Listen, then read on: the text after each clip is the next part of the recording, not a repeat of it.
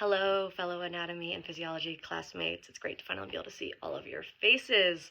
After the work we've done throughout the year on these projects, I am very excited to give you all the final information on what I have learned about chronic traumatic encephalopathy, also known as CTE.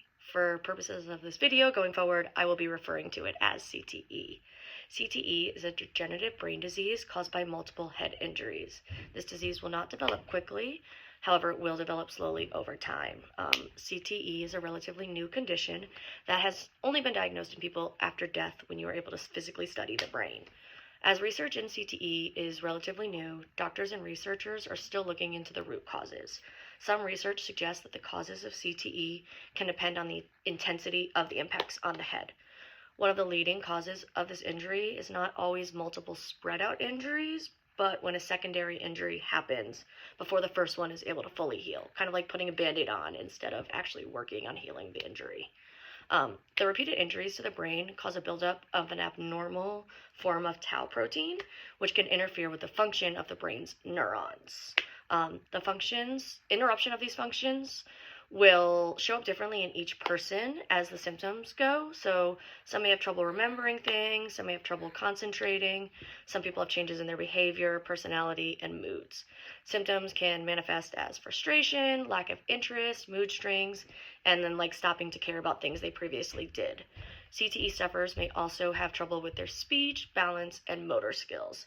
There's not treatment for CTE in general, but you would treat each of these symptoms as they arise in each patient.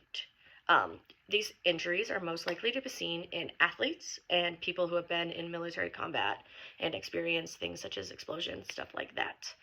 One of the most recent history players who was diagnosed with CTE is Aaron Hernandez, who played for the New England Patriots as well as the Florida Gators. I have a little prop here. It is also believed that O.J. Simpson, who recently passed away, suffered from this condition. However, his family declined to have his brain studied after his death, so we cannot confirm that. We just kind of base that off of his actions during his life.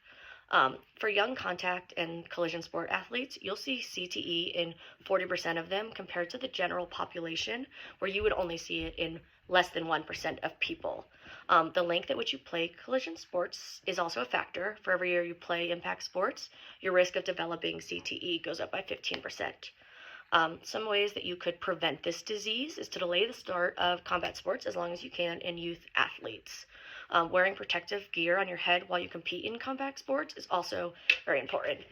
This is a great example of what my son uses for hockey as a full face mask. They are required to wear these, but it's interesting if you were to compare with professional hockey athletes, you normally will not see this part as athletes don't normally enjoy wearing them.